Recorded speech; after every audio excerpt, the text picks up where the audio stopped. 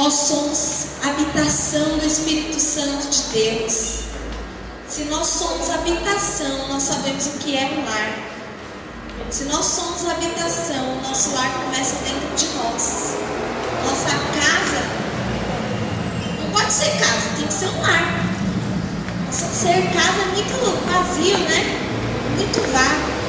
Nós somos um lar. E quando nós vamos ministrar pessoas, nós determinamos a presença de Deus na vida delas. Isso porque dentro de nós existe a presença de Deus. Então nós somos a habitação dessa presença. E nós então entendemos o que é trazer a presença de Deus para dentro da nossa habitação. Amém? Mas como será que está a sua família? Será que você tem uma casa ou será que você tem um lar?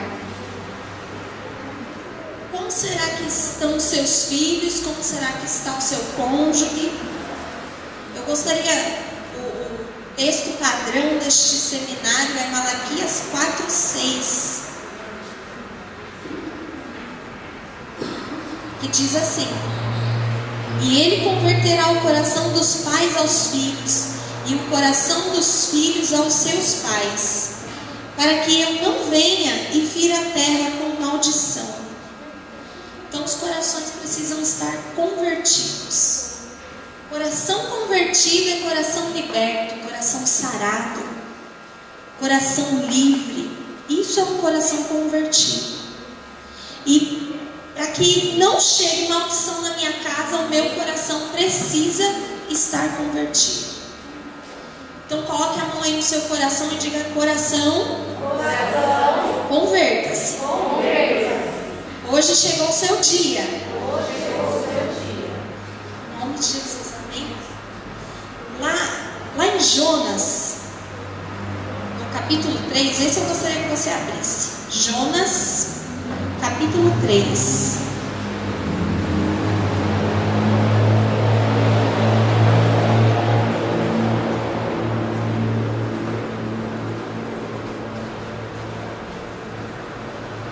Jonas, capítulo 3.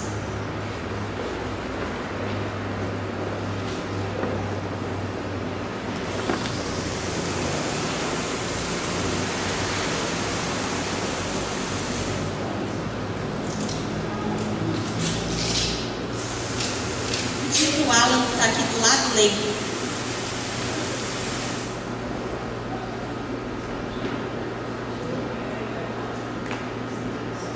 Jonas capítulo 3.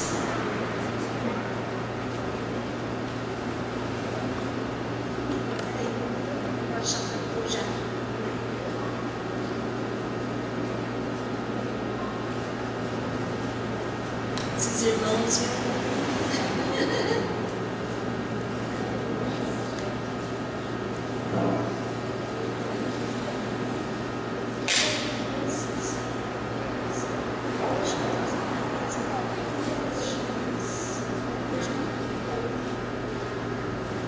Jonas 3.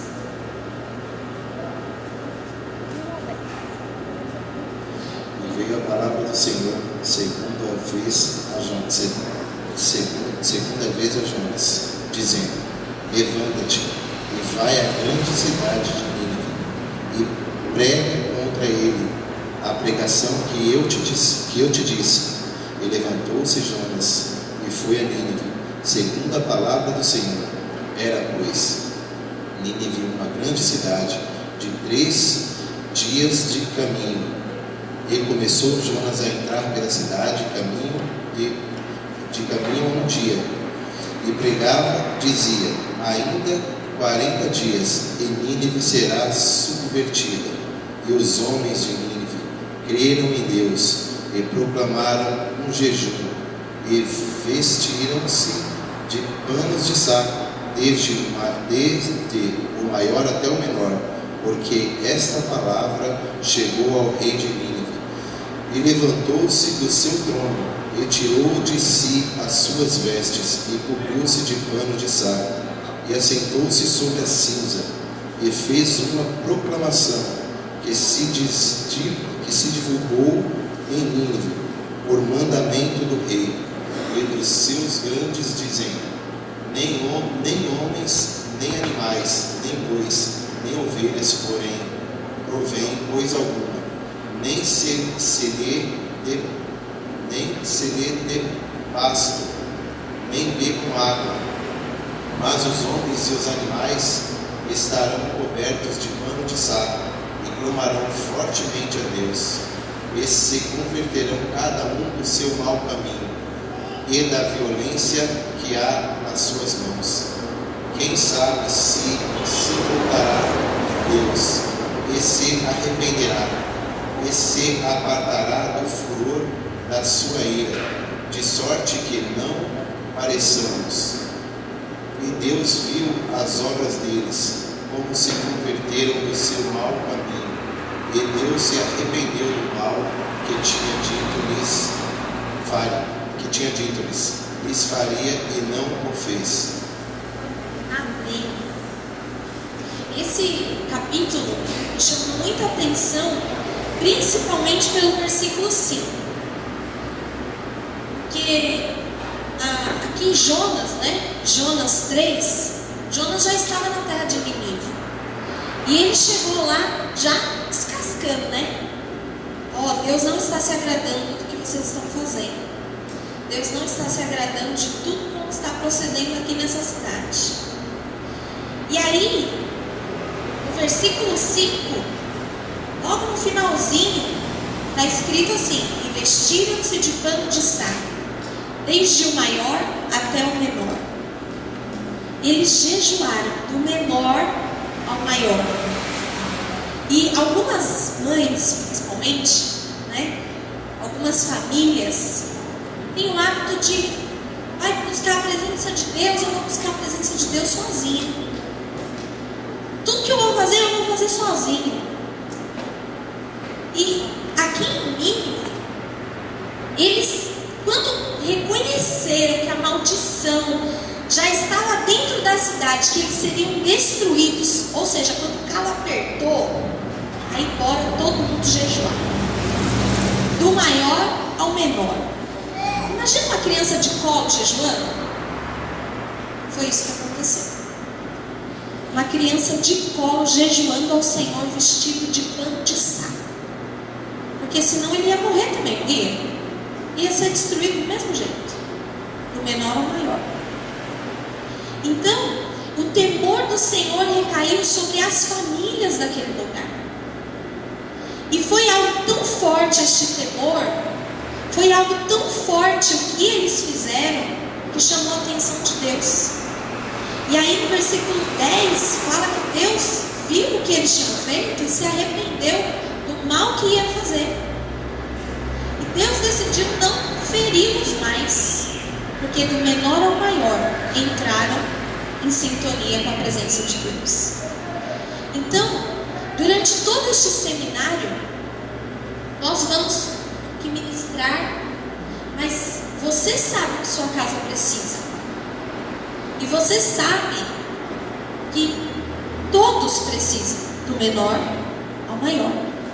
O conserto de uma família não está apenas em porque o meu marido é assim, se meu marido se acertar, toda a casa se acerta. Mas a minha mulher, se minha mulher se acertar, toda a casa se acerta. Não é muito assim, A verdade é que em uma família, todos precisam entrar em sintonia com a palavra de Deus, do menor ao maior. E aí sim a bênção de Deus chegará à sua casa. Aí sim a sua casa vai se tornar um lar. Então, esta bênção que precisa vir do menor ao maior, você vai receber durante todo este dia. Vai receber palavras de ânimo para que você seja um canal de bênçãos na sua casa. Mas a sua casa precisa sim de um conserto do menor ao maior. Claro, mas o meu nível de maturidade é outro, o nível de maturidade do irmão que está do meu lado é outro. Nós não somos as mesmas pessoas, mas todos nós precisamos sempre melhorar. E precisamos melhorar o nosso lar do menor ao maior. Então eu preciso reconhecer, em primeiro lugar, que eu preciso de mudança. Se a sua família precisa sim de mudança, você está aqui hoje para ser este canal de mudança na direção da sua família. Tantas pessoas hoje buscam uma felicidade que chega a ser impressionante, né? As pessoas hoje vivem para ser felizes e elas não encontram essa felicidade, a não ser em Jesus. Então, nós que já temos Jesus, nós já temos a felicidade em nós. Mas muitas vezes, nós fazemos aliança com Jesus e ao mesmo tempo damos brecha para que o diabo entre. E quando nós damos brechas, essa aliança, ela está sendo o quê? Contaminada, quebrada, manipulada. E uma aliança quebrada, refeita, quebra, refaz, quebra, refaz. Ela vai ficando cheia de sequelas, cheia de marcas, de arranhões. E eu tenho certeza que hoje vai ser sim um marco na sua vida este dia, para que esta aliança seja purificada no fogo e refeita. Porque essa é a essência de Deus para nós. Quando uma aliança já não dá mais para ficar remendando, né? Aí o que nós fazemos? Mandamos para o ourives, para que ele queime aquele ouro, purifique tudo aquilo e refaz. Para que haja, sim, um novo começo para a aliança. E eu creio que Deus tem uma família de paz para você. Tem um lar de paz para você. Mas é preciso que haja uma conversão no coração de cada um. É preciso eu entender que o meu coração precisa sim estar curado e liberto. É preciso trazer para mim a responsabilidade que, por mim, o meu lar fica melhor. Dependendo de mim, o meu lar vai ser purificado e aceito por Deus. E é muito fácil nós vermos hoje as pessoas dando ali umas falhinhas no casamento. Muito comum nós vermos filhos brigando entre eles. Isso tudo hoje em dia, infelizmente, é muito comum. E para algumas pessoas pedir perdão já nem vale mais. Pedir perdão é algo tão raso que as pessoas nem se quebrantam mais com isso. Mas nós que somos do Senhor, nós precisamos entender que o pedido de perdão dentro do lar refaz a nossa aliança. O perdão dentro do nosso lar reestabelece uma aliança nova. Mas as pessoas estão cheias de opiniões. E essas opiniões bloqueiam esse pedido de perdão. Então você precisa se esvaziar da sua opinião, para que o perdão entre na sua casa e a sua casa seja refeita nessa aliança. Porque quanto mais resistente você for, mais enfermo você é também. Porque resistência diante de Deus causa enfermidade. Quando eu me abro na direção do Senhor, quando eu vou na direção do Senhor, sem reservas, não existem mais resistências. E se nós não quebrarmos as resistências, nós vamos ficar enfermos pro resto da vida. E o Senhor, Ele está interessado sim em curar a nossa casa, curar a nossa família. Então eu quero que você declare bem alto: Senhor, eu preciso de sua ajuda. Pode tratar a minha vida. Se você recebeu essa palavra com verdade no seu coração, você pode ter certeza que esse dia vai marcar sua essência, em nome de Jesus. Porque o Senhor, quando Ele vem tratar, acabou. Não tem mais nada. E eu vou dividir essa ministração em algumas partes. Eu vou falar de acordo com cada um. E eu quero começar falando aos sacerdotes, aos homens que estão aqui. E te dizer que a responsabilidade do seu lar é sua. Quem manda é você. Você é o dono da sua casa. Você é o dono do seu lar. Você é o sacerdote. E Deus te deu a função mais séria que existe nessa terra, que é ser sacerdote, que é que é ter o governo da sua casa. E a cura da sua família, a libertação da sua família tem que começar em você. Não adianta querer que comece lá no filho se você não é curado. Comece na sua esposa se você não é curado. Ser sacerdote é algo sério. É algo forte. Não é brincadeira. Ser sacerdote significa ser mediador de cura e libertação. Ser mediador de arrependimento. Ser aquele que fala e ponto. Esse é o papel do sacerdote. E você que é sacerdote, eu li um livro do apóstolo e peguei algumas frases dele, eu vou ler algumas frases. E a primeira é assim, ó: suas atitudes como servo do Senhor, com o coração convertido, irão edificar sua casa. Os gestos, a atenção, que antes não eram dispensados aos filhos e à esposa, e a dedicação do ensino da palavra, são detalhes que diariamente tornarão visível a sua transformação, levando a uma completa edificação familiar. Então, esta é uma palavra para você, homem de Deus. Homem de Deus, sacerdote do lar, convoca a família a estar sempre em adoração, a estar sempre em oração. Sabe, essa palavra de Jó muda muitos conceitos, porque na maioria das vezes o sacerdote acha que ele entrar em jejum sozinho, ele está edificando o seu lar. Não, entrar em jejum sozinho, você está edificando sua vida pessoal, seu ministério pessoal. Mas quando você quer uma bênção familiar, você entra em jejum com a sua casa. E o sacerdote é responsável por convocar, sim, jejuns dentro da sua casa, convocar reuniões de adoração ao Senhor, convocar momentos de palavra dentro da sua casa. O sacerdote é responsável por orar em família, convocar a família, convocar a casa para estar sempre unida. A palavra do sacerdote muda a bênção na direção da família. E eu estou lendo um livro do apóstolo Peter Wagner. Ele é doutor em libertação e um monte de outra coisa que eu nem sei falar. Mas, que livro bom! Estou falando lá em casa, eu estou pirada com esse livro.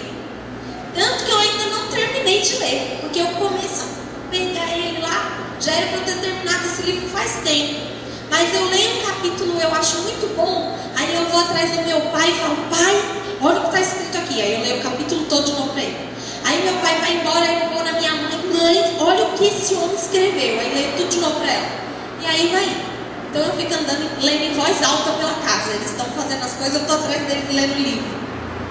E nesse livro ele explica toda a trajetória da igreja, toda a sua história, todas as convicções que nós temos. E uma das coisas que ele fala é que em alguns teólogos eles acreditam seriamente que Deus, que é conhecedor de todas as coisas, que sabe tudo que vai acontecer, ele já tem tudo predestinado. Alguns teólogos acreditam assim, que Deus sabe exatamente o que você vai fazer, o que você vai ser, todas as coisas exatamente como vão acontecer, todas as bênçãos que vão vir na sua direção. E é verdade, Deus sabe de todas as coisas. Deus é poderoso, onisciente, onipresente, onipotente. Mas alguns outros teólogos, eles dizem também que todas essas palavras, igual essa aqui de Jonas, por que será que Deus se arrepende do mal que ele iria fazer?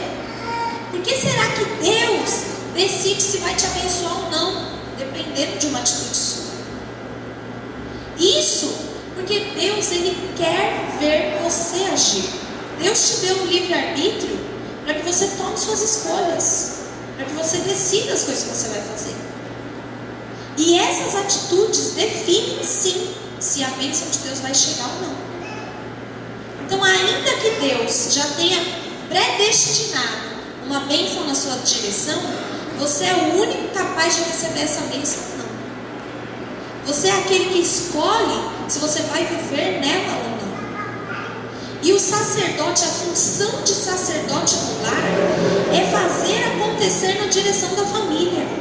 Senão, não acontece. Ainda que a esposa derrame o céu sobre o lar, se o esposo não determinar esta bênção, a bênção fica retida. Aí você pode dizer assim: poxa, mas meu esposo não é cristão, o que eu vou fazer agora, né?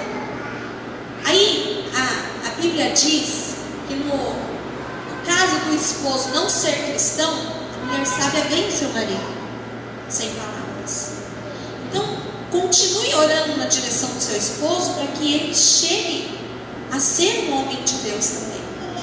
E saiba que as palavras que você determina na ausência dele também estão valendo. Mas é que a palavra do sacerdote chega com mais agilidade, mais rapidez, porque ele é quem ordena as coisas para dentro de casa. E quantas vezes, né, o sacerdote é displicente com o lar, displicente com os filhos, não se preocupa com o que está acontecendo dentro do seu lar. Quantas vezes o sacerdote deixa de orar pela sua casa, deixa de determinar os limites dos filhos. Os filhos precisam sim ser limitados. Se não houver limites, pode ter certeza, o mundo não limita mesmo. Secular nunca vai limitar seu filho. Pelo contrário, vai dizer para ele que o que ele sente vontade é para ele fazer. Se não houver um limite no caráter do seu filho, vai ser muito difícil ele crescer. Realmente ele não vai ter limites na sua direção. E nada do que você falar vai importar mais para ele. Porque ou você estabelece limites enquanto ele ainda está debaixo do seu comando dentro da sua casa, ou depois quando ele casar, esquece. Ele vai viver uma vida triste, porque você não impôs limites a ele. Existem pais que acham assim: mas eu vou ficar limitando meu filho a tudo. Coitado, né? Coitado depois quando ele crescer, se você não impor limites a ele. E o seu filho precisa entender que você é sacerdote, você tem governo sobre ele. A sua esposa precisa entender que você é sacerdote, você tem governo sobre ela. Mas para isso você precisa se colocar na posição de sacerdote. Você precisa ter coragem e manifestar uma mudança na sua vida. Porque a natureza do homem é muito calada, né? O homem, ele tem toda aquela habilidade com o trabalho, tudo, mas ele não é de conversa. Não é de ficar dialogando. Nós que estávamos aqui no Congresso de Mulheres sabemos, né? O homem não fica dialogando. Então, o homem, por sua natureza, é assim. Mas crie coragem aos sacerdotes, manifeste sua mudança e comece a determinar que o governo está nas suas mãos. As atitudes de um homem de coração convertido são a chave para vencer os problemas. E outra frase do apóstolo, nos livros dele, é assim: aqui está um desafio. O marido precisa se render para ter o mesmo coração de Jesus. Tudo que diz respeito ao caráter de Cristo é o seu papel para com a sua esposa. Todas as tarefas domésticas, bem ou mal realizadas pela esposa, são de responsabilidade direta do marido, pois é a obrigação dele amá-la como Cristo ama a igreja. Caso esse amor não esteja sendo demonstrado de forma satisfatória e clara, ela tende a falhar nas suas responsabilidades. Aí pegou, né? E todo mundo fala que a mulher tem que ficar cuidando do lar. A mulher tem que administrar o lar, tem que administrar os filhos. E a responsabilidade do homem diante da Bíblia é amar a mulher como Cristo amou a igreja. Aí você diz: nossa, a mulher, né, pensa, que coisa fácil, o homem só tem que amar. Mas para o homem isso é muito difícil. Porque o homem, ele tem todo aquele instinto protetor, provedor, mas o romantismo, aquele amor, aquela coisa que Cristo fez de morrer pela noiva, o homem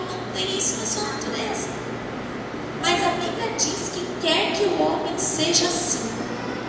Então, sacerdotes do lar, vocês precisam se tratar em amar as suas esposas. Entender que no seu relacionamento com ela, você precisa em tudo supri-la muito. Porque tudo que ela faz dentro de casa, a maneira como ela lida com os filhos, a maneira como ela lida com as coisas do lar, a maneira como ela lida com você, é de acordo com o amor que você derrama na vida dela.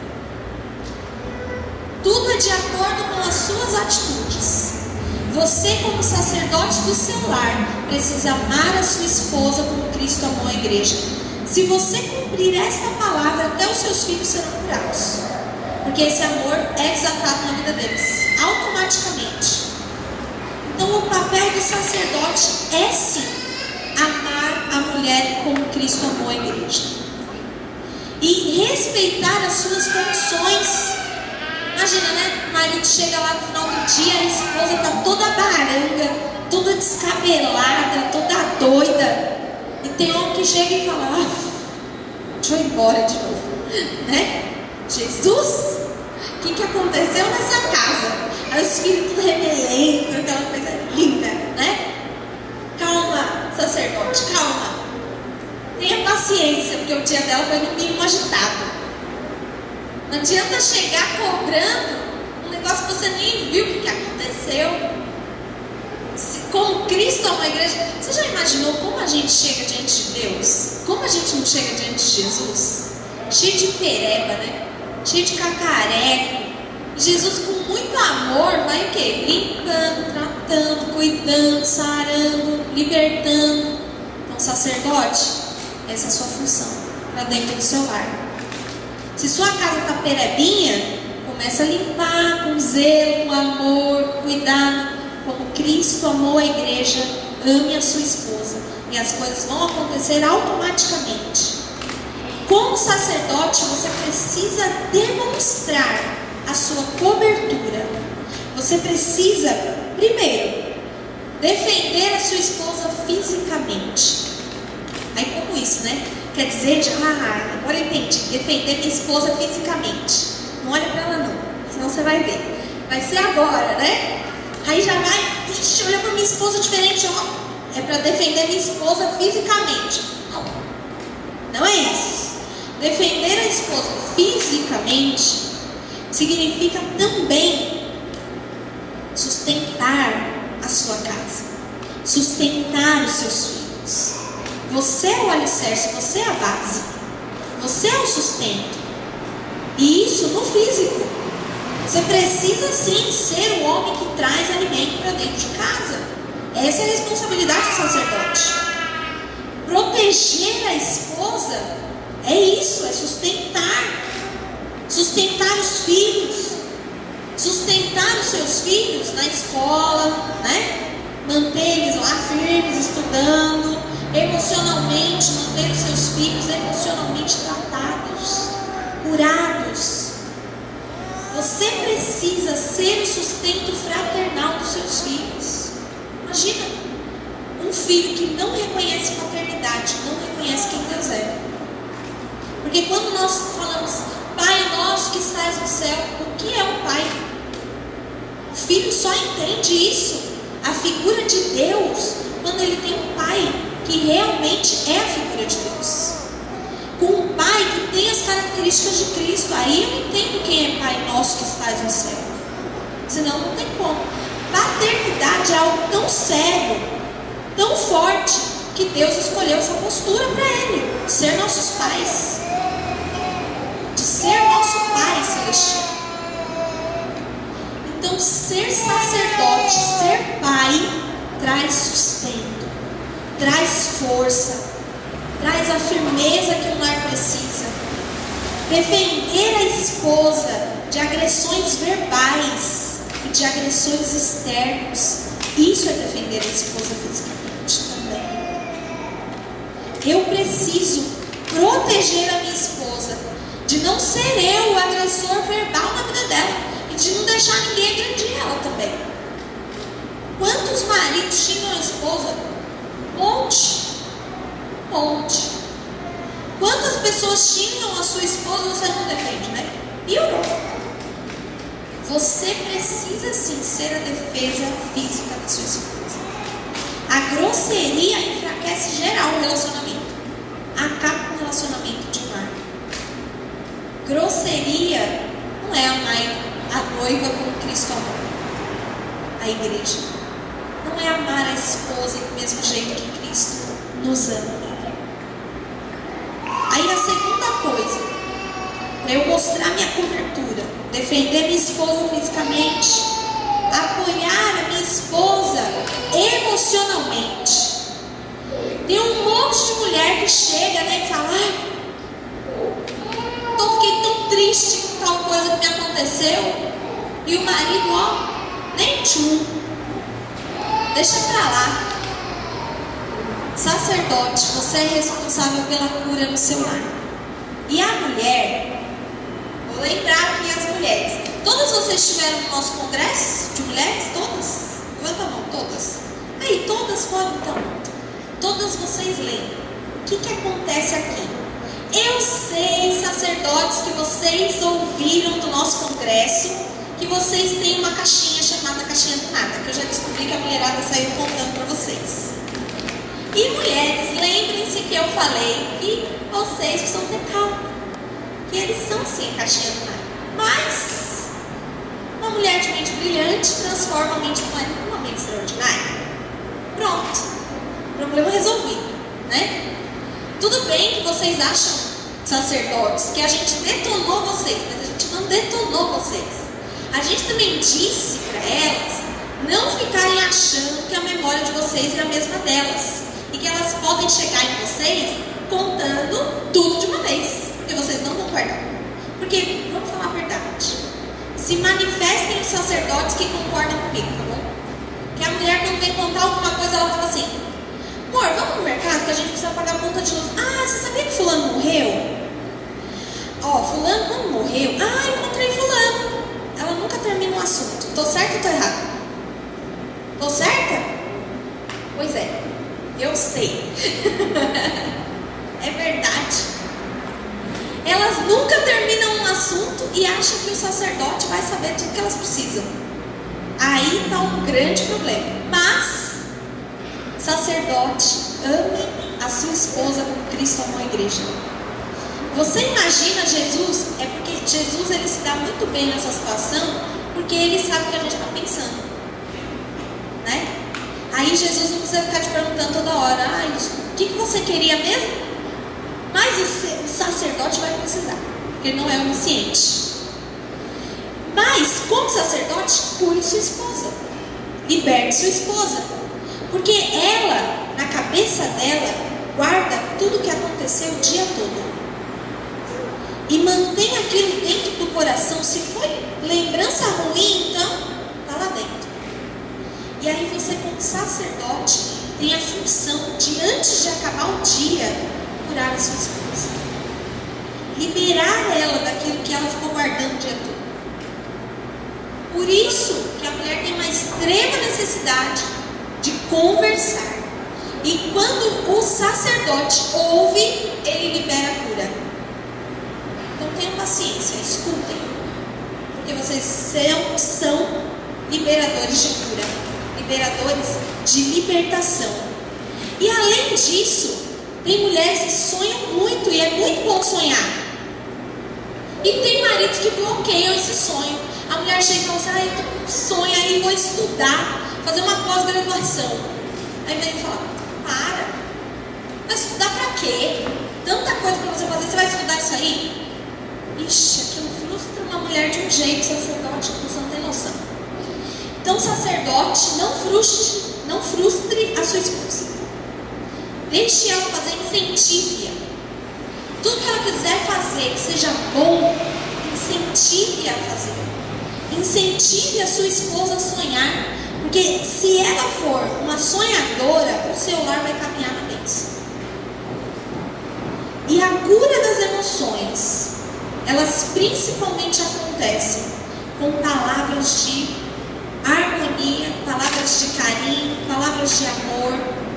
Porque acreditem se quiser, mas dizer para sua esposa: eu te amo, com sinceridade, sabe? Não dizer da boca para o dizer de verdade, o eu te amo para sua esposa é um remédio poderoso para que haja cura na sua casa. É um remédio mais forte que tem, é liberar palavras de carinho, de amor na direção da sua esposa. Porque Cristo, todas as vezes que nós chegamos na presença de Deus, Ele libera seu amor por nós de uma maneira tão incondicional, e nós nos sentimos tão amados, que é o que nos faz querer sempre ter a presença de Cristo em nós. Essa é a verdade do sacerdote dentro da sua casa. Quanto mais amor você liberar na direção da sua esposa, mais vontade de estar do seu lado ela vai ter. Mais vontade de ser curada, de ser zelosa ela vai ter.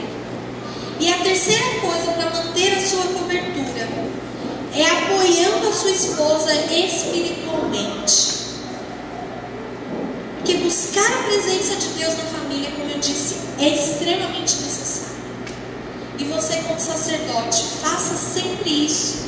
Pelo menos uma vez por semana, reúna a sua família. Se você falar, é impossível reunir minha família uma vez por semana para fazer uma célula, sei lá. Mas, na sua casa, você pode dizer assim, olha, 2 minutos, gente. 2 minutos, não é nada. Nós vamos orar durante 2 minutinhos, 5 minutinhos. Reúna a sua família e fale, vamos orar. Ore, amém, cada um do seu lado. Mas pelo menos faça isso uma vez por semana. Reúna a sua família, faça uma oração. Reúna a sua família, leia uma palavra. Libere o sacerdócio, libere a cobertura dentro da sua casa. Porque a bênção de Deus chega sim através do sacerdote. E agora eu queria falar para as mulheres. Lá vamos nós. Os homens se livraram bem. Ufa, né? Vamos lá, sacerdotisas do Senhor.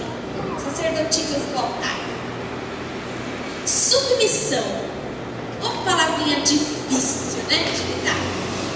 Por que é tão difícil uma mulher ser submissa ao seu marido? Porque não faz parte da sua natureza.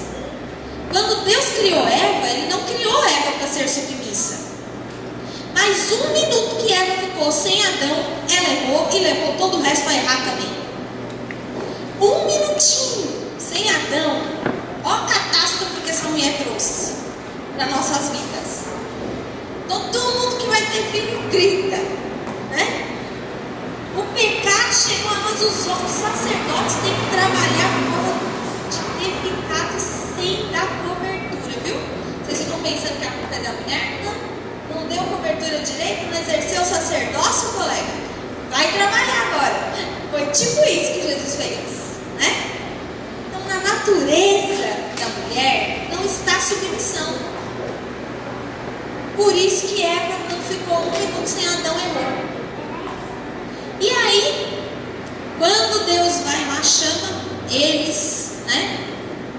Fala assim, o que vocês fizeram? Aí a mulher fala, foi a serpente, aquela coisa toda, né? Aí Deus pega e dá uma ordem para a mulher. Diz para ela que a partir daquele momento ela vai precisar se submeter ao marido.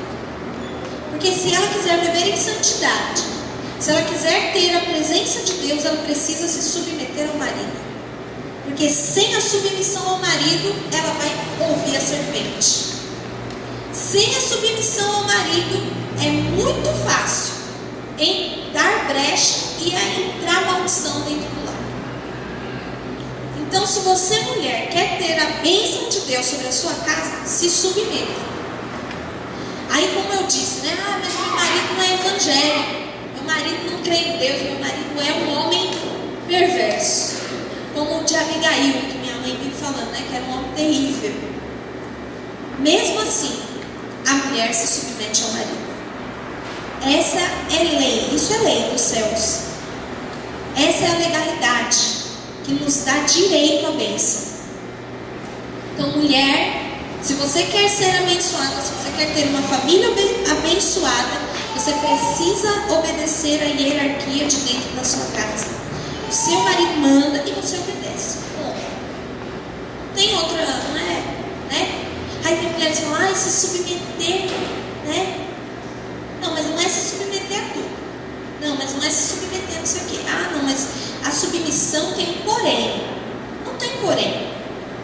existe meio termo na Bíblia.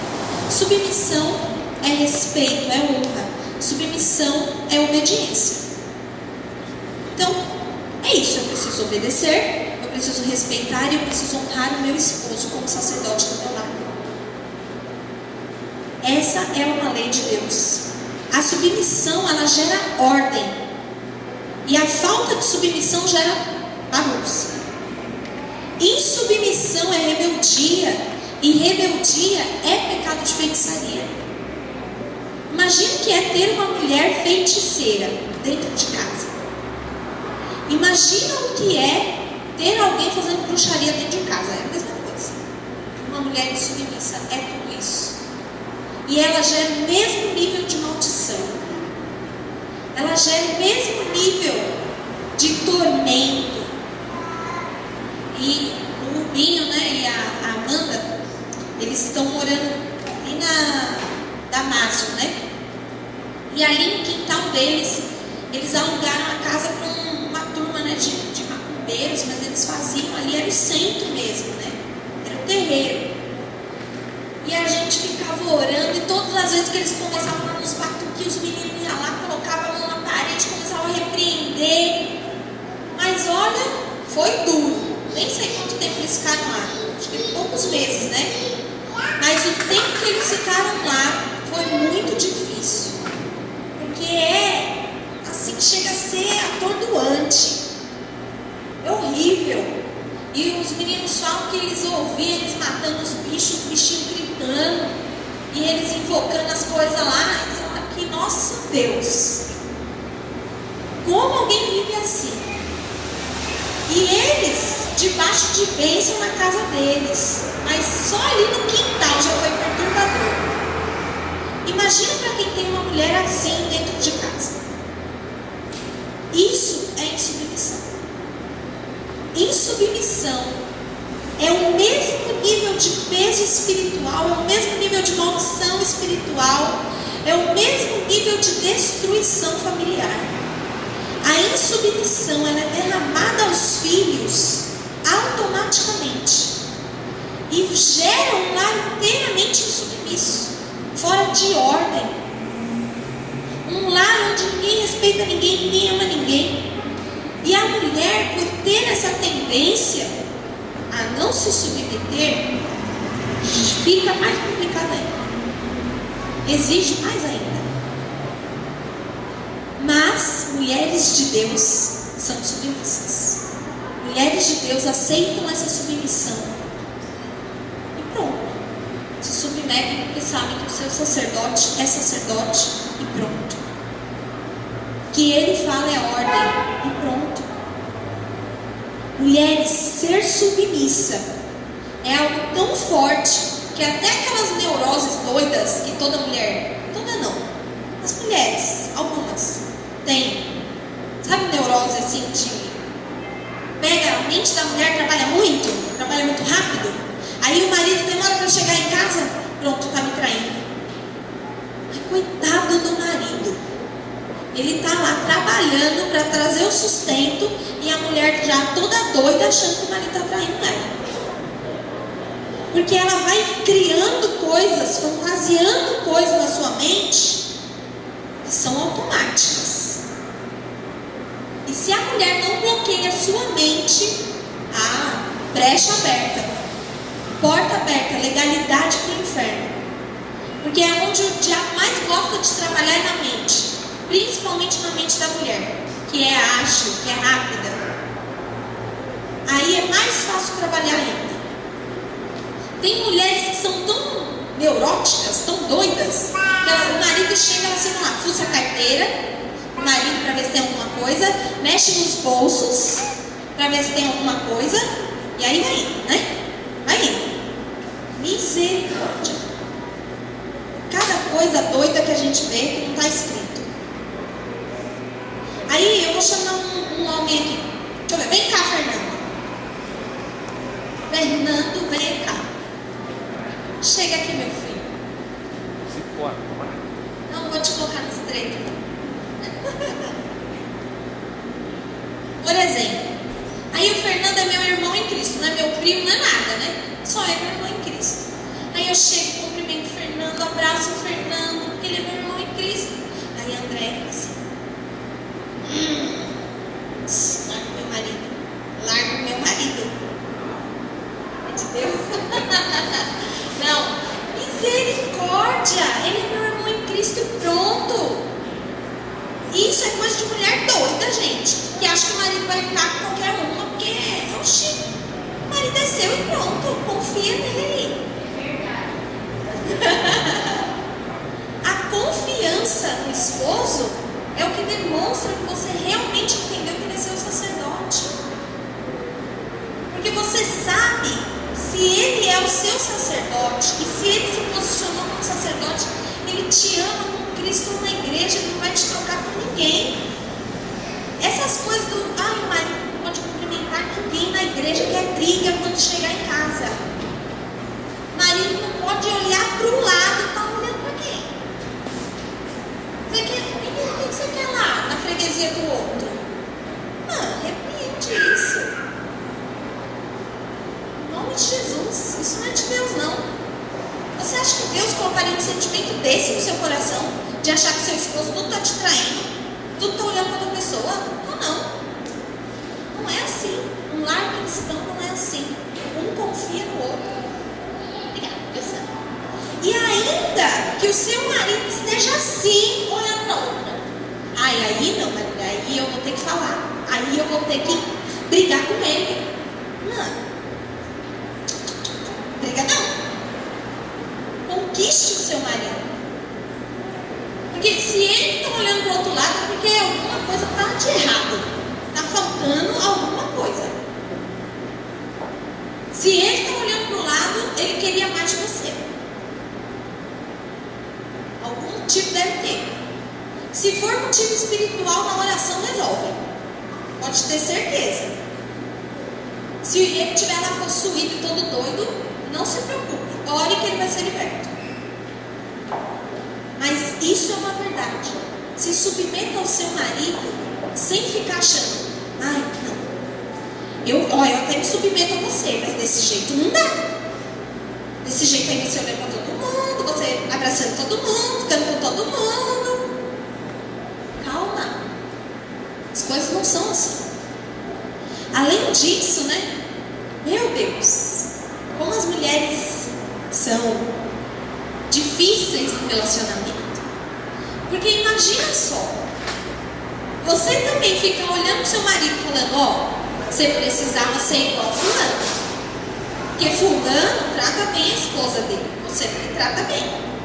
Ou fulano, você precisava ser igual aquele irmão ali, você sabia que o seu pastor, na casa dele, ele é assim, você não é assim. Isso acaba com o relacionamento geral. Ninguém gosta de ser comparado. Seu esposo também não. Você orou? Você buscou em Deus por um relacionamento perfeito? Ame seu esposo da maneira que ele é. Aí eu lembro também que no nosso congresso a gente comentou, né? Não fica querendo transformar seu marido com muito temperamento feminino, não. Porque de homem meio afeminado já tem muito no Brasil. Deixe seu marido ser homem de verdade. E na natureza dele, ele não gosta de conversar. Ele não gosta de falar. Mas se você derramar amor na vida dele, se você amá-lo demais, se você semear este amor, e principalmente se você semear confiança na direção do seu esposo, ele vai liberar o sacerdócio sobre você e vai te amar como Cristo ama a igreja. E aí, nós entendemos que o diabo, ele tenta por diversas maneiras introduzir isso mesmo dentro dos relacionamentos. Seu marido quer te trair, seu marido, ainda que ele seja confiável, mas a mulher lá fica se oferecendo para ele, como é que vai ser isso? Pode deixar, que se é seu, está guardado. Jesus guarda para você. Não precisa você ficar lá blindando ele não, né? Todo dia lá. Não, calma. É seu, irmão. E a mulher, dentro da Bíblia, ela tem uma função muito determinante. Ou ela constrói, ou ela destrói o lar. destruição do lar acontece por falta de sacerdócio do marido. A destruição do lar acontece quando a mulher está sozinha, sem o sacerdócio, e aí ela começa. Só vê porcaria na TV, fica vendo revista de fofoca, só lê o que não presta, só busca o que não tem, só vai onde não tem nada para ela, só coisas naturais, né? No cotidiano das pessoas, e elas vão se alimentando, se enriquecendo de tudo que não presta. Automaticamente isso também destrói não só o seu relacionamento como casal, mas com os seus filhos também. E a mulher que edifica, ela é aquela mulher que ora dentro de casa, aquela mulher que educa os filhos.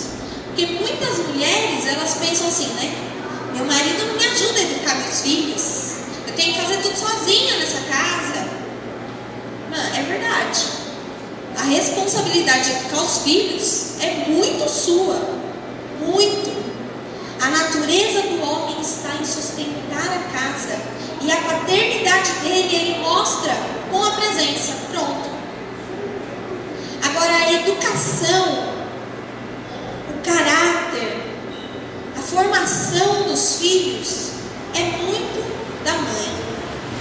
A Bíblia diz que as mães hebreias sentavam com seus filhos e ensinavam, lia a palavra para eles.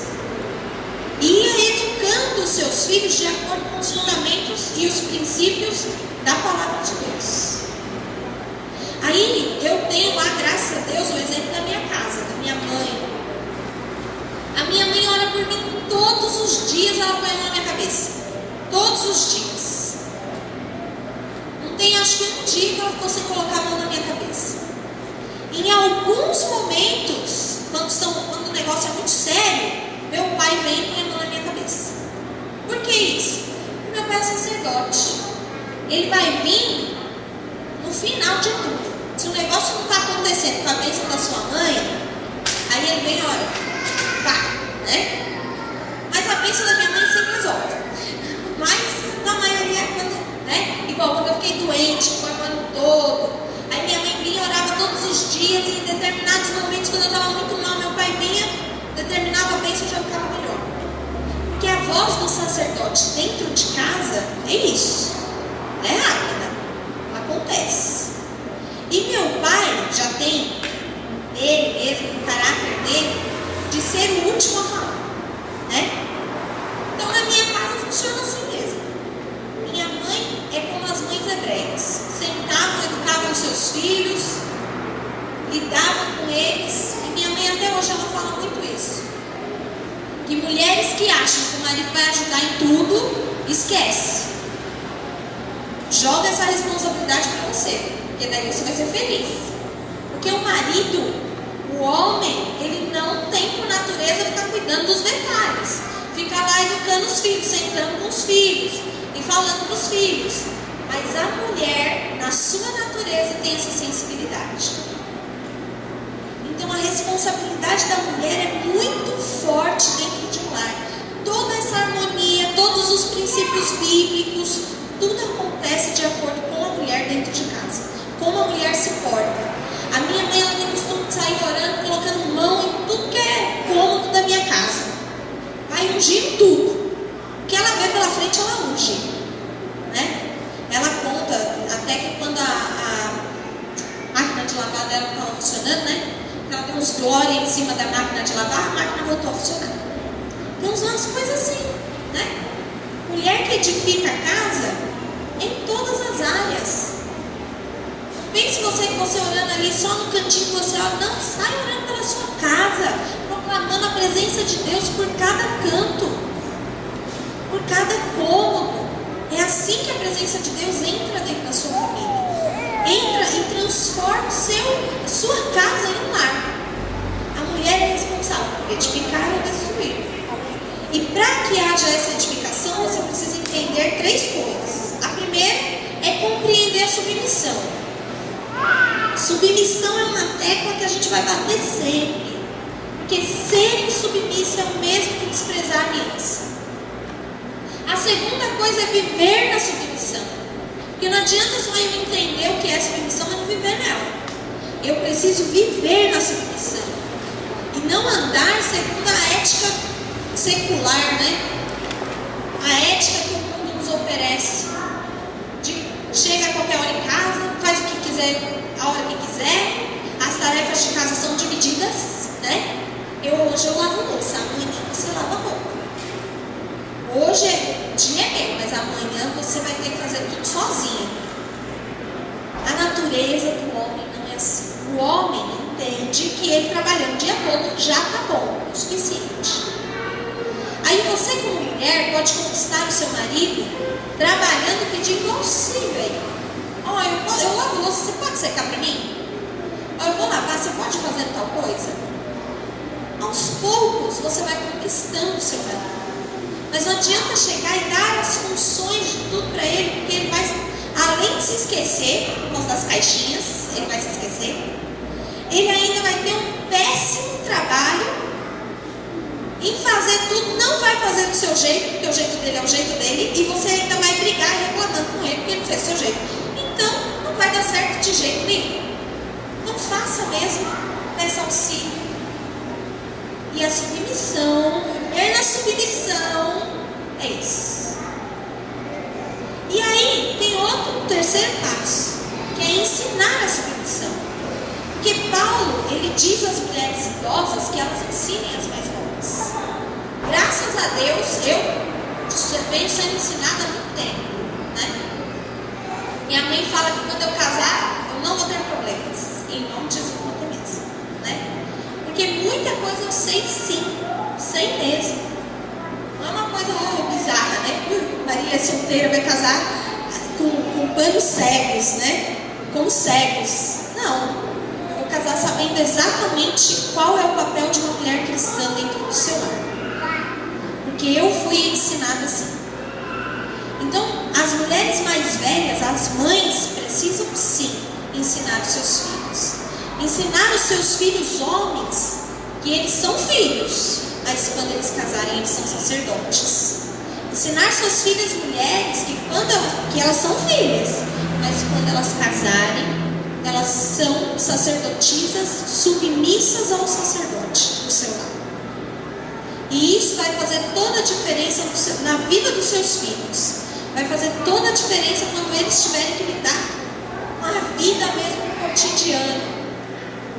Tudo o que eu fui ouvindo no mundo secular, que a gente ouve muita besteira, tudo que eu fui ouvindo, eu já tinha fundamentos bíblicos antes. Tudo que eu ia aprendendo antes, eu já tinha aprendido em casa. E o meu pai, ele tem o hábito de dizer que a melhor hora de explicar as coisas para o filho é quando ele pergunta. E todas as vezes que eu perguntei alguma coisa para minha mãe, independente da idade que eu tinha, minha mãe respondia com integridade. Respondia exatamente qual era o pensamento do mundo e qual era o nosso pensamento. E isso fez toda a diferença na minha formação. Porque eu soube entender de verdade o que o mundo me oferecia e o que a presença de Deus me oferecia. Soube entender com integridade o caminho que eu queria seguir, sem dúvida de errar. E agora eu queria perguntar, tem solteiro aqui? Pessoas que ainda não casaram, solteiros, filhos? Pois é. Ser solteiro é um negócio bom, muito bom. A Bíblia fala que a gente só casa porque se não casar peca. Porque ser solteiro é bom, porque o solteiro não se preocupa com nada. Se preocupa em agradar ninguém, só agrada a Deus e pronto. Esse é o bom de ser solteiro. E o que eu mais gostei quando eu aprendi, o que eu mais gosto é da rede Isaac e Rebeca. Eu acho ela linda. Eu acho que é um projeto fabuloso. Porque tudo que as famílias vivem de errado hoje, nós como solteiros que estamos aprendendo em Deus, não vamos errar. Porque nós já estamos entendendo qual é o nosso papel dentro de um lar. E muitas vezes a falta desse ensinamento gerou famílias tão tortas, tão problemáticas, que nós estamos vendo aí várias. Mas o solteiro tem o privilégio de aprender enquanto é solteiro, para ter um lar feliz, para ter um lar e não uma casa. O solteiro tem a vantagem de orar e escolher exatamente em Deus a pessoa certa, a pessoa com quem ele quer ficar o resto da vida, porque formar aliança não tem volta. Gerar relacionamento, casar depois não tem volta. Por mais que as pessoas dizem, não, depois você para. Isso não é uma frase aqui para dentro. Isso não é uma frase bíblica. Na Bíblia está escrito, fez aliança é pro resto da vida. Formou aliança, agora não tem volta. E toda aliança que é formada em Deus, ela tem um fundamento muito, muito forte. E gerar relacionamentos que não estão de acordo com a vontade de Deus cria problemas muito maiores. Vai trazer situações muito piores. Então, para eu ter o meu termômetro, para eu entender exatamente o que Deus tem para mim, eu preciso todos os dias ouvir muito, obedecer e me submeter. Primeiramente ao meu pai, porque ele é o sacerdote. E o pai, por pior que o pai seja, pode ser a encrenca, mas um pai nunca vai querer o mal do seu filho. Pai é pai. Pai sempre vai querer que o seu filho viva bem.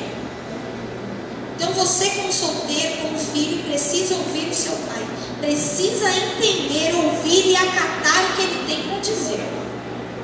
Depois eu preciso muito ouvir a minha mãe, porque a minha mãe é o meu termômetro de sensibilidade. A minha mãe é quem define o que vai dar certo com o pai, né? Filho que não obedece aos pais só tem destruição no futuro. Porque o pai enxerga coisas que a gente não enxerga. Os pais enxergam o que eles já viveram. E nós enxergamos sonhos, projetos, tentativas. Mas eles enxergam experiências. Então, escutar os nossos pais vai sim definir o nosso futuro. Acatar as vontades deles, nos submetermos a eles, nos sujeitarmos exatamente às vontades deles, vai fazer de nós pessoas com um futuro brilhante ou não, com um futuro de sucesso ou não. Eu preciso ouvir os meus pais e acatar o que eles têm para mim. Mesmo diante de um relacionamento, mesmo diante de uma faculdade, qualquer atitude que você vai tomar, ouça os seus pais, porque eles vão ter palavras de vida para você. Depois eu preciso ouvir sim os membros da minha família. Preciso ouvir meus avós, preciso ouvir meus tios, preciso ouvir os meus irmãos, sejam eles mais novos, mais velhos. Se forem maduros, preciso ouvi-los. Às vezes, a nossa família enxerga coisas que nós não estamos enxergando, estão na nossa direção. Principalmente as minhas avós, nossa, eu ouço muito. Porque eu sei que se elas tiveram para ensinar para os meus pais, hoje elas vão ter para ensinar em dobro para mim. Hoje elas vão ter muito mais de Deus na minha direção. As minhas avós, eu me submeto ao extremo também. Mas principalmente porque eu fui educada assim. E ainda que você não tenha sido educado a respeitar os seus avós, respeitem muito eles. Porque é bênção para a tua vida. Da mesma maneira que seus pais, eles também só vão querer seu bem. Só vão querer te ver em sucesso. E aí, claro, com certeza, eu preciso ter a bênção do sacerdote da minha igreja, do meu pastor. O meu pastor, ele quer que eu viva bem, ele quer que eu viva em aliança. Ele quer que eu tenha sucesso na vida também. E ele é a pessoa que vai dar conta de mim para Deus. Eu preciso obedecer, eu preciso ouvir o que ele tem para mim. Meu discipulador, meu líder, é aquele que ora por mim, jejua por mim, que busca em Deus pela minha vida. E me aconselha dentro da palavra. Aí eu preciso ouvir mais ainda o que ele quer dizer. Porque ele é guiado pelo Espírito Santo de Deus para falar para mim as coisas. E se ele é guiado pelo Espírito Santo de Deus, ele tem uma comunhão com Deus. Ele tem comunhão de vida. E nós, por último, quando nós ouvimos, nós precisamos ouvir os nossos amigos, nossos vizinhos, né? As pessoas que eu gosto de estar perto, estar junto. Alguns filhos, alguns solteiros, eles invertem isso, eles ouvem primeiro os amigos, para depois ouvir os pais, para depois ouvir os avós. Misericórdia, isso é andar fora de princípio. Amigos na igreja nós temos sim, glória a Deus por isso. Temos homens e mulheres de Deus aqui que são nossos amigos, amém. Pedir um conselho para um amigo que eu posso fazer, que eu não posso, não tem problema nenhum. Mas eu devo escutar os meus pais em primeiro lugar. Os meus pais foram determinados por Deus para me guiar no caminho. Então, ou eu escuto eles, ou não. Escutar os meus pais é o mesmo que escutar a Deus. Porque se Deus deixou a figura deles na terra, foi para que eu pudesse tê-los como direção. Então, escutar exatamente as pessoas certas e as palavras de vida que estão na minha direção vão transformar todas as minhas atitudes. Vai transformar tudo aquilo que eu quero para o meu futuro, tudo aquilo que eu tenho para o meu futuro. E você que está compromissado, se tem alguém aqui que está compromissado já com alguém, já está em relacionamento com alguém, aproveite este momento. Analise bem quem é essa pessoa. Busque muito se ela é de Deus para você ou não. Porque aliança formada não tem volta. Enquanto você está em compromisso, dá tempo de você decidir o que você quiser. Depois, não dá mais. E algumas pessoas que estão no compromisso, elas acreditam assim, né? Elas não estão conseguindo lá se segurar, estão abrasando, né? Estão já em fornicação e pensam assim, vou casar, vai resolver meu problema. Não vai. Casar não tira pecado. Casar não bloqueia pecado nenhum, não elimina o pecado não. O pecado é eliminado por arrependimento e confissão. É assim que o pecado é eliminado. E se você não eliminar isso antes de se casar, antes de formar aliança, você vai levar maldição para dentro da tua casa. Você vai levar maldição para dentro dessa nova família.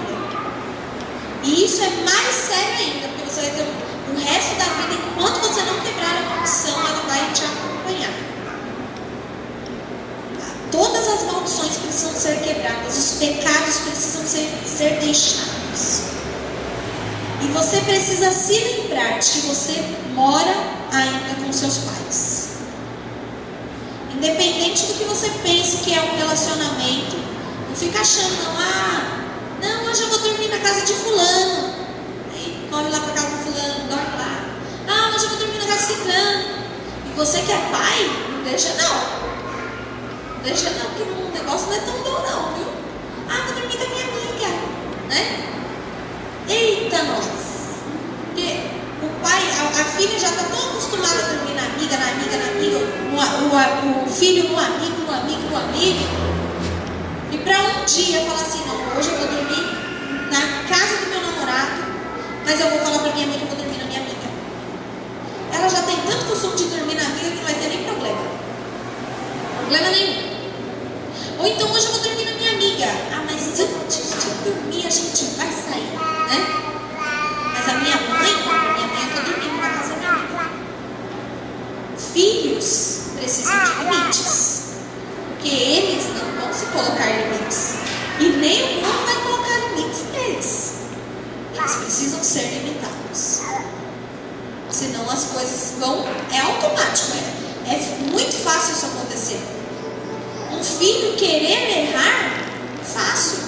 Ele está numa fase de descobrir as coisas. E ele vai descobrir o que apresentarem para ele. Se ele não tiver limites impostos a ele, não vai dar certo. Eu preciso sim ter limites. Como filha, para mim é ótimo os meus limites. Sempre foi. Formaram a pessoa que eu sou hoje e vão formar ainda a pessoa que eu vou ser. Os limites que eu tenho. Porque alguém aqui também, que de repente você não casou, mas já está morando junto com a pessoa, os ajuntados, né, e afins, que eles dizem. Em nome de Jesus, legaliza essa situação. Acerta isso, porque Deus trabalha por princípios. Deus, ele não trabalha fora de lei. Ele trabalha de acordo com as leis dos céus e dos homens também. E nas leis dos homens, ou você é casado, ou você é solteiro. E se você é solteiro e vive uma vida de casado, está errado. Então legalize essa situação, para você não ter problema. Se Jesus é o Senhor do seu lar, você precisa abandonar os outros senhores. Você precisa eliminar todas as outras coisas que estão fora da vontade de Deus.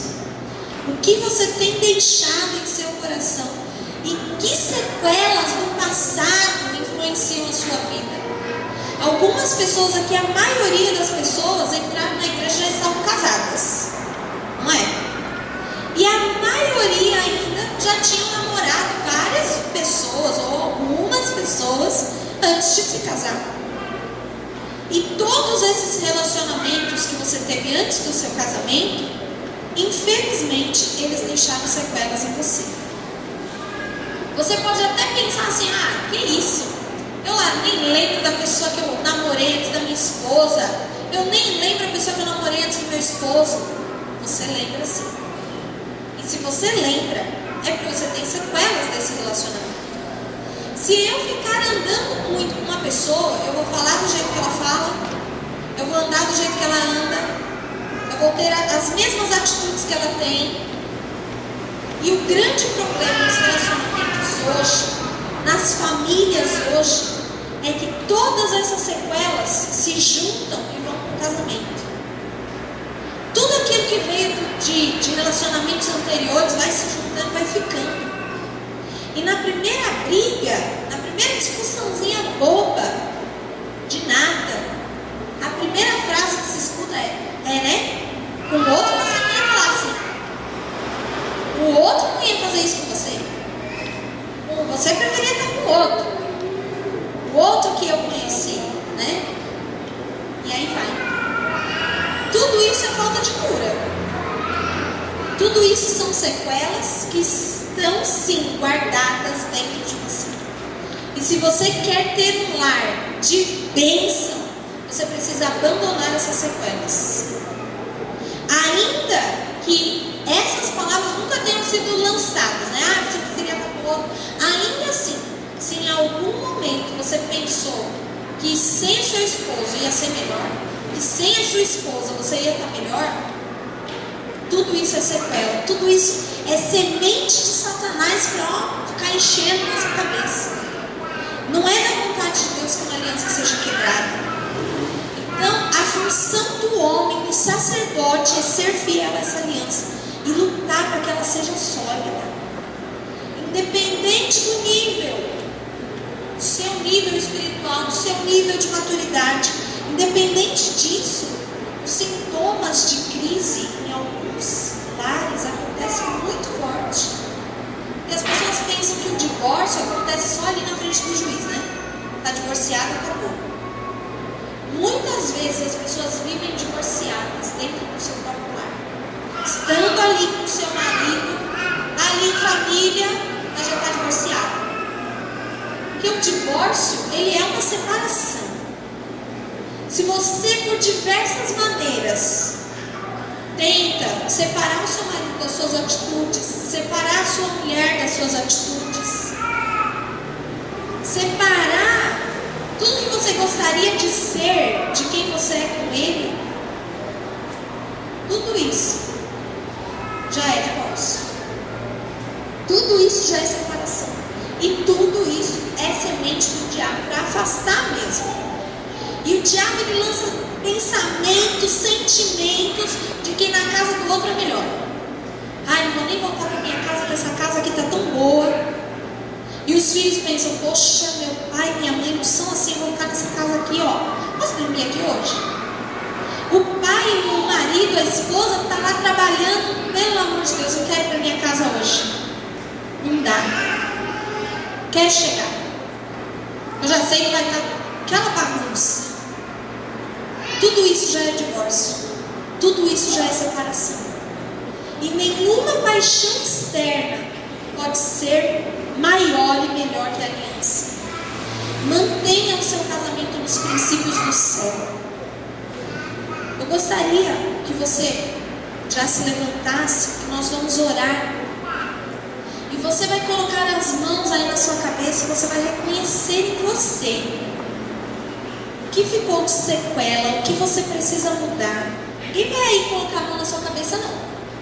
Mas você, em você vai orar e vai pedir que essas sequelas, que todas as lembranças que ficaram no passado e tudo aquilo que o Espírito Santo de Deus for colocando na sua mente, você vai repreender da sua história, você vai repreender da sua vida.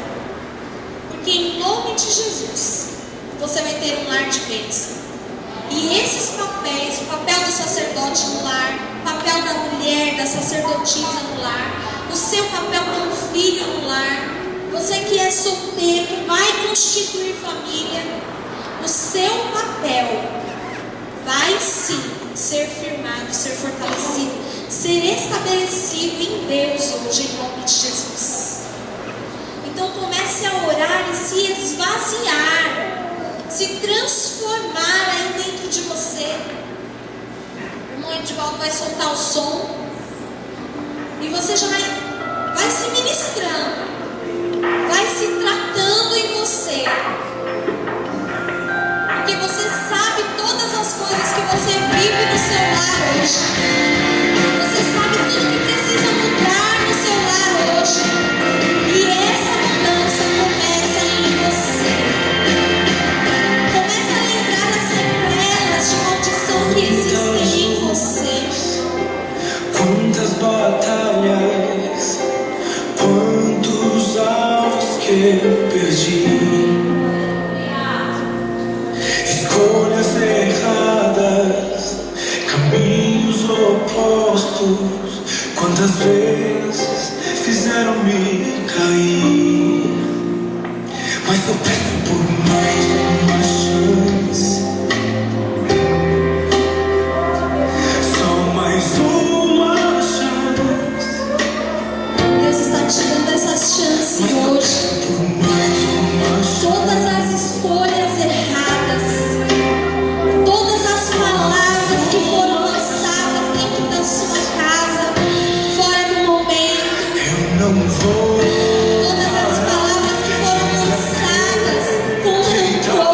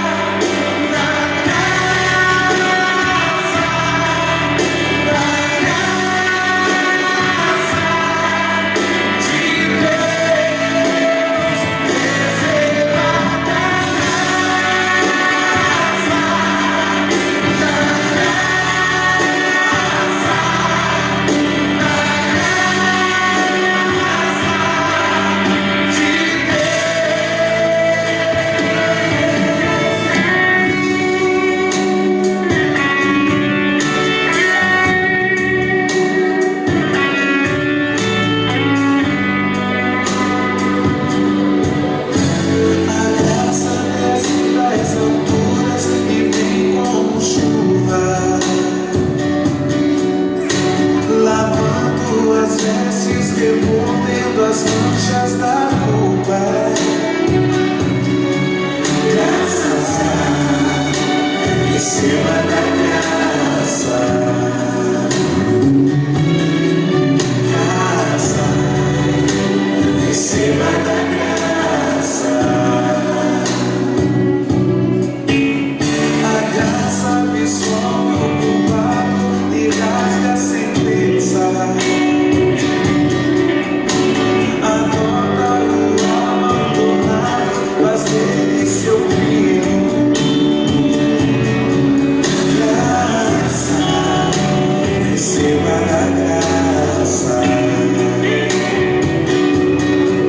Graça, receba da graça. Receba da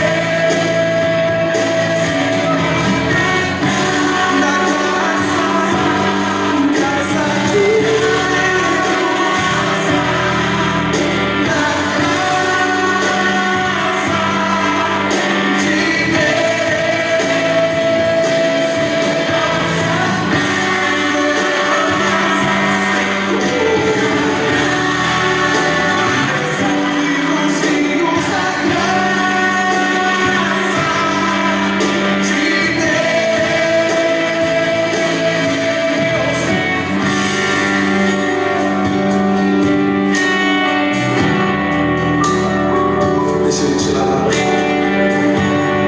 Seja banhado, seja lavado pela graça de Deus. Receba da graça, receba do perdão, receba do amor de Deus, receba da misericórdia. Receba tudo, receba a graça. Deixa ele lavar suas vestes, deixa ele remover as manchas, deixa ele tirar a tua culpa.